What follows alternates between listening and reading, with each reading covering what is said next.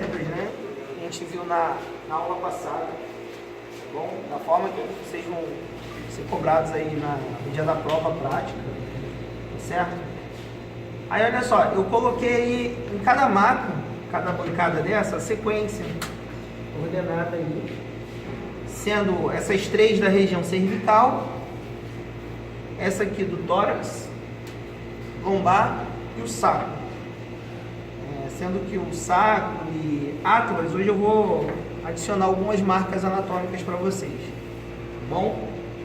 Então vamos lá, a gente pensa na coluna vertebral, a gente vai dividir a coluna por áreas, né? Então tem região cervical, região do tórax, região lombar, sacro e cóccix, tá bom? Na sequência aqui eu vou pegar a primeira vértebra, que é a vértebra atlas, tá bom? Da região cervical. Na região cervical nós vamos encontrar 7 vértebras. Primeira vértebra e a segunda são conhecidas como vértebras atípicas, tá bom? Atípicas porque têm características diferenciadas. Junto a elas, nós podemos classificar como uma vértebra atípica a C7. Sendo que a C7, como característica diferente, seria só a relação aqui do seu processo espinhoso, que ele é muito longo, tá bom? Ele é proeminente, ela é chamada até de vértebra proeminente, tanto ela quanto T1, que seria a primeira do tórax. Em relação a essas duas, são elas que vão fazer com que essa área aqui, ó, que você coloca a mão, tá bom? Aparentem uma área maior, conta do tamanho delas, certo? Algumas pessoas maiores, outras menores, tá bom? Falando inicialmente então sobre essa primeira vértebra, que se chama atlas, tá bom? Primeira coisa, posicionar ela, né? Posição anatômica dela. A gente vai ver que ela tem uma vista superior e uma vista inferior. O que vai diferenciar isso?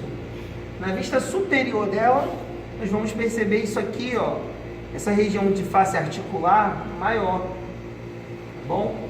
Então essa face articular superior, e isso aqui pode ser uma marca para a prova, é o local que permite a articulação de atlas com esse osso aqui, que é o occipital, permitindo assim os movimentos de flexão, extensão de cabeça, tá bom? Então, osso occipital, os côndilos occipitais, né, que ficam aqui embaixo, deslizam aqui, permitindo o movimento de flexão e extensão de cabeça. Tudo bem, professor? Agora, como é que eu sei qual é a parte da frente e qual é a parte de trás dessa vértebra? Essa aqui seria a posição anatômica dela, essa região de lá seria a parte da frente e aqui a região posterior. Como eu sei? Na face interna, eu vou perceber aqui que existe uma face articular, que é para o dente do áxis, onde eu estou passando o dedo. Tudo bem? Onde, se eu encaixo a peça aqui, ó, tudo bem? O dente do áxis, que é essa estrutura aqui, se encaixa perfeitamente nesse local aqui, nessa face articular. Existe algum movimento que vai ser permitido nessa angulação aqui? Sim, movimento de rotação de cabeça. Quando a gente faz esse movimento aqui, ó, quase que por inteiro, parte desse movimento é gerado daqui. Esse movimento como se fosse um pivô, tá bom? Movimento de rotação de cabeça. Característica mais evidente é a ausência do corpo. A atlas não tem corpo. Por quê? Onde estaria o corpo dela, nós temos um preenchimento com o dente do áxis. Tá bom? O que mais a gente encontra aqui de característica na atlas? Os processos transversos são comuns a outras vértebras. Aquelas projeções laterais. Tem processo espinhoso? Não. Onde a gente encontraria aqui o processo espinhoso, a gente tem um tubérculo posterior. Tá bom? Se chama tubérculo posterior. Na parte da frente, um tubérculo anterior. Assim como outras vértebras cervicais, Assim como outras vértebras cervicais, no seu processo transverso, nós vamos encontrar os forames transversos. Tudo bem? Quem está chegando depois, se quiser esperar, eu vou explicar de novo daqui a pouco, tá? Abertura comum a todas as vértebras, forame vertebral. O que é importante, galera? Se tiver qualquer marca anatômica dessa aqui no Atlas, você colocar o nome e dizer que é do Atlas. Exemplo, passei o giz aqui, ó. Passei um giz colorido aqui. Face articular superior do Atlas.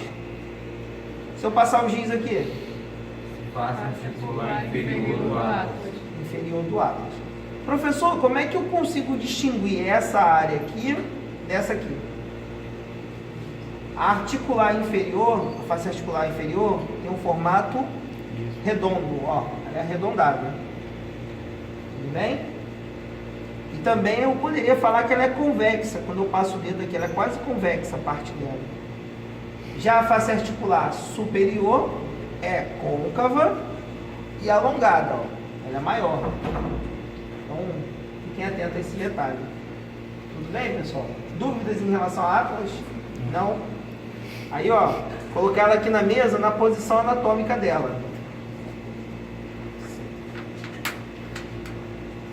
Ok? Segunda vértebra, axis. Segunda vértebra cervical. Característica mais evidente aqui, o dente do axis. Tá bom? Tem a face articular, que permite sua articulação com o Atlas. Tudo bem? Ela apresenta forame vertebral, que é comum a todas as vértebras. Tem processo transverso? Tem processo transverso. Tem processo espinhoso? Tem processo espinhoso. Tudo bem? Então, segunda vértebra. Qual o nome? Axis. Se eu coloco um canudinho de papel aqui, forame transverso do axis. Forame transverso do axis. Ok? Beleza? Dúvidas sobre o axis? Legal? Ótimo. Aí vamos lá, pessoal. Essa vértebra que está aqui, ela representa uma vértebra cervical típica. Essa aqui, ó. Quais seriam as vértebras cervicais típicas? C3, C4, C5, C6.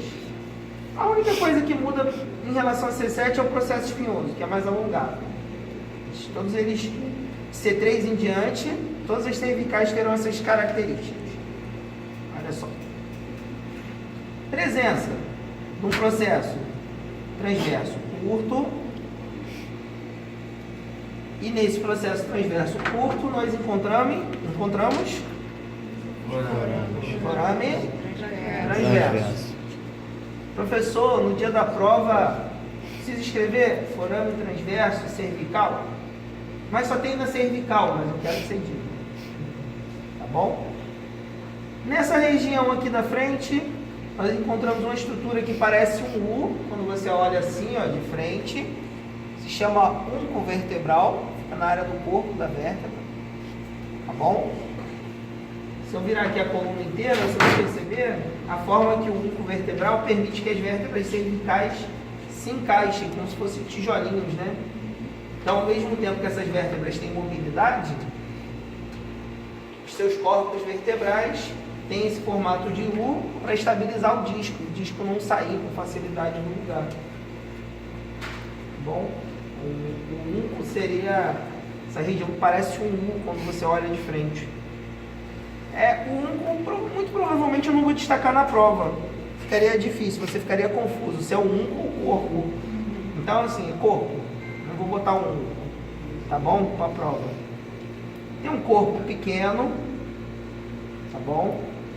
O forame vertebral tende a ser mais largo que das outras regiões.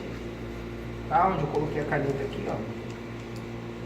Processo espinhoso com tamanho médio aí, bom? Dependendo do nível, mas ele não tende a ser muito grande. Com ponta dupla, ou seja, bífido. Ponta dupla. Se eu coloco aqui essa coluna, o que a gente vai perceber? Segunda vértebra, geralmente ela é grande. Aqui no desenho nem tanto, mas ela às vezes é maior que as outras, que é a axis. O processo espinhoso de axis tende a ser maior. Aí a gente vê C3, C4, C5 mais curtinhas, C6 ela começa a aumentar, C7 ela é bem mais longa. Essa aí seria C6 no caso? Muito provavelmente Por causa da semelhança. C5 ou C6, mas não dá para falar com exatidão. Ou até mesmo C7. Essa aqui é considerada bífida também? É, todas as cervicais, na verdade. Você vai ver que todas elas têm meio que uma ponta dupla. Isso acontece por conta de um ligamento que a gente tem, que se chama ligamento nucal. Ele fica fixado aqui. Tá bom? Da região do tórax para baixo, vou ver isso na aula que vem. Ele se chama ligamento supraespinal. Na cervical, ligamento nucal. Então, como ele é duplo na região cervical, faz essa ponta dupla no processo espinhoso. Tudo bem? Então, assim, são várias características que fazem você reconhecer que essa é uma vértebra cervical. Tá bom? Alguma dúvida em relação à cervical, pessoal? Não? Região do tórax. Ó, região torácica. As vértebras vão ter características comuns, tá bom? Em relação ao número de vértebras, encontramos 12 vértebras. 12 vértebras, cada vértebra conectada a uma costela. Então a gente já sabe, esse é o assunto que a gente vai ver depois de dorso, que em relação às costelas, nós vamos encontrar um total de 12 costelas. A gente vai ver como elas se agrupam, né? Mas 12 costelas para 12 vértebras da região do tórax. Características: corpo corpo com tamanho médio, se a gente compara com a cervical e a lombar. O corpo tem um tamanho médio, tá bom? Processo transverso não é o melhor exemplo. Pega uma vértebra do tórax aí, por favor. Deixa eu ver se vai dar melhor. Vale um ponto, hein?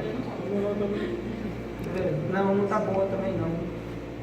Devolve essa aí. Vê da outra mesa ali, a do tórax. É a quarta, de cima para baixo. Pô, deu a planta agora. Vai agilizar o processo. Deixa eu ver. Daqui, essa aí tá boa. Tá boa. Vou trocar. Tá boa. Não, essa aqui tá ótima. Vamos lá.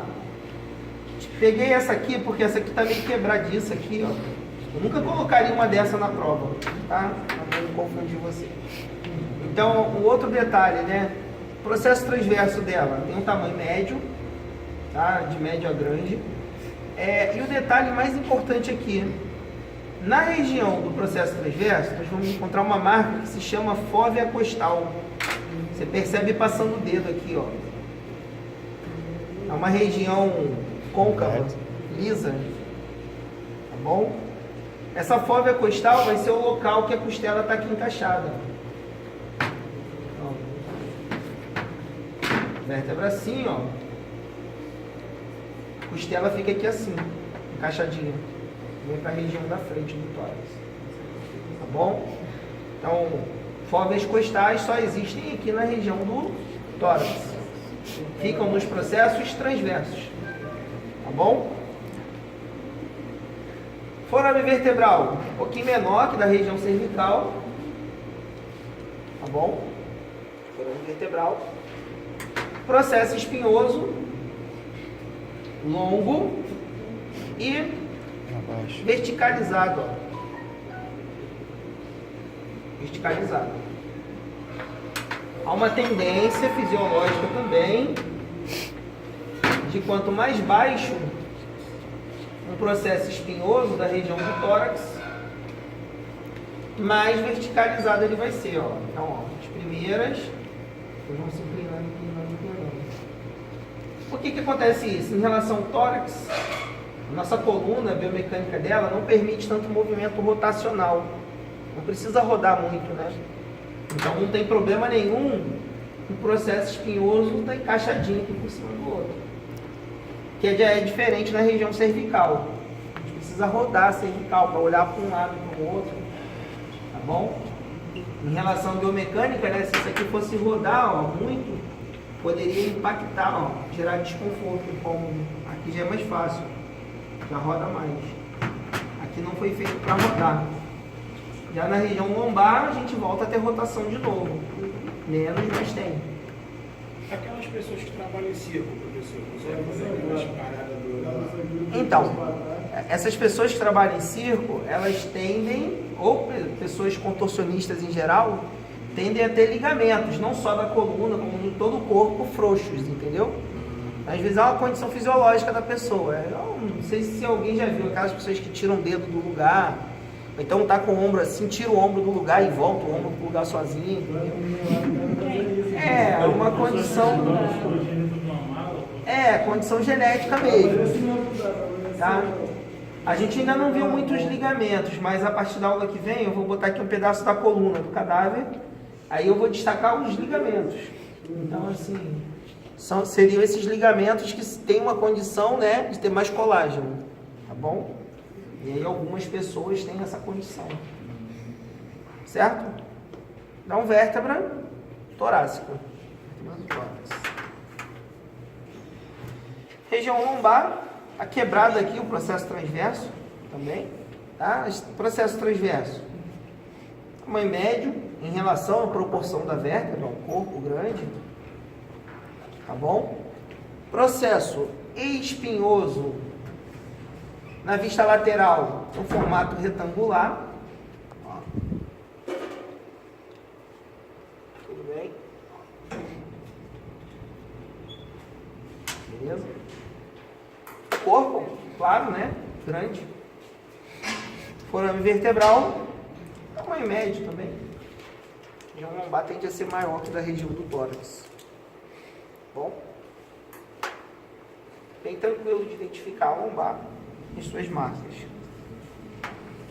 Aí a gente vem para o sacro, estrutura que eu não marquei na aula passada. Não expliquei, né? Em relação ao sacro, ele pega aqui a porção inferior.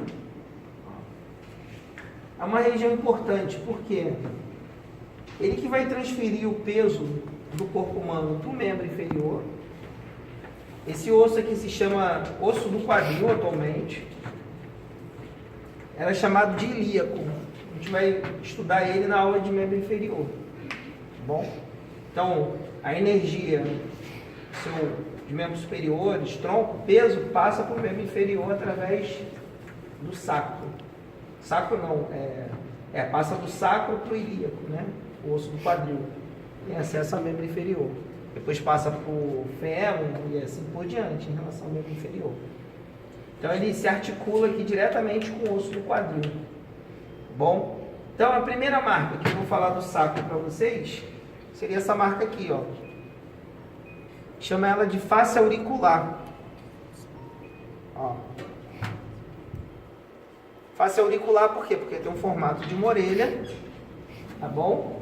E vai permitir o encaixe desse osso aqui, que é o osso do quadril, tá bom? Então, o osso do quadril fica aqui, ó, pá, pá, encaixado aqui, certo? A gente pensa no sacro. Sacro, ele parece uma pirâmide normalmente é assim, né? Uma pirâmide invertida. Aí ele tem a região de base do sacro, a região de ápice do sacro. O sacro é gerado pela fusão das vértebras sacrais. Então, assim como a gente nasce com os ossos do crânio separados, em relação a essas vértebras, inicialmente elas são soltas também, depois elas se consolidam, se fixam, virando um osso só, tá bom? Temos esse osso menor, que é o cóccix, tá bom? Ó, essa parte aqui. Não tem aqui um sacro cadavérico? Presta aí um sacro que seja de osso mesmo, de verdade. por favor. Mas assim, o sacro que ele pegou aqui pra mim, o que a gente vai ver? Não tem o cóccix encaixado aqui. Por que não tem? Porque é delicado. Geralmente quando eles separam o cadáver, quebra. É muito sensível.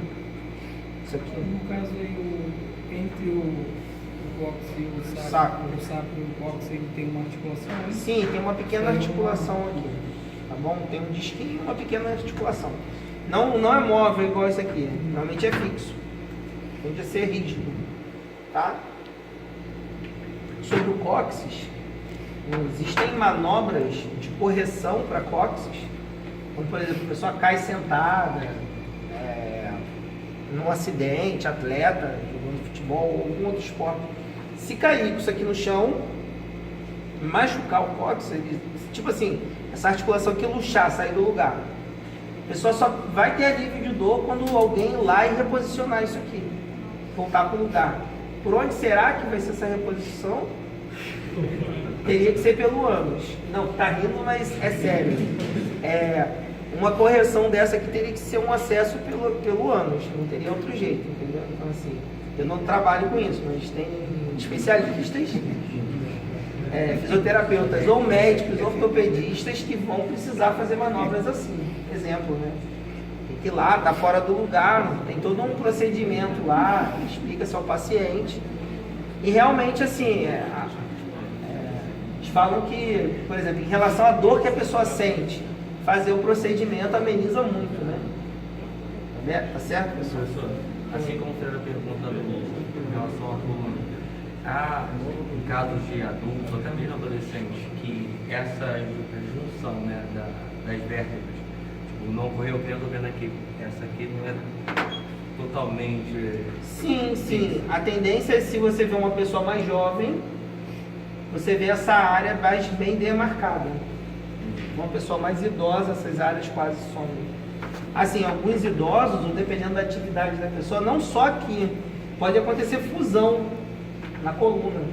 Por exemplo, não sei se eu falei para vocês de um paciente que eu atendi, saco de batata na Ceasa. O cara carregava saco de batata, de tanto ele carregar peso, né, o disco dele foi pro beleléu e a vértebra cervical meio que consolidou aqui. Então, em alguns níveis ele não tinha movimento, né? É como se fosse engessado. Aí, olha só, galera, algumas marcas do sacro específico, né, a matéria de hoje. Nessa região aqui, eu tenho uma área que se chama promontório. Antes de continuar, em relação ao sacro, né, a posição anatômica dele é assim. A face anterior dele, que é a face que fica aqui para dentro, ó, ela é côncava. Isso é importante também. A face anterior é côncava. A face posterior, convexa. Isso eu não esqueci. Promontório na face anterior. Asa do sacro ou asa sacral. Tudo bem? Essas aberturas aqui anteriormente, forames sacrais anteriores. Região do ápice do sacro. Região aqui. Vista posterior. Forames sacrais posteriores. Tudo bem? Aí, em relação ao sacro, a fusão dos processos espinhosos vai fazer o que chamamos de crista sacral mediana no meio. Tá bom? Existem mais duas cristas aqui, a intermédia e a lateral, mas eu não vou cobrar elas de vocês. Caso eu cobre, eu só vou cobrar a mediana, que passa aqui no meio. Tá bom? Então, marcas do sacro são essas que eu destaquei. Cóccix, não tem risco de eu destacar na prova não, mas pra vocês saberem que ele existe, ele está aqui. Essa parte onde você tá o dedão, Aqui seria como se fosse o corpo vertebral, a gente pode falar um todo aqui, seria a área da base do sacro, mas eu também não destaco com a prova não. Tá bom? Tudo bem, pessoal? Dúvidas? Perguntas? Ok. Agora vocês vão estudar um pouco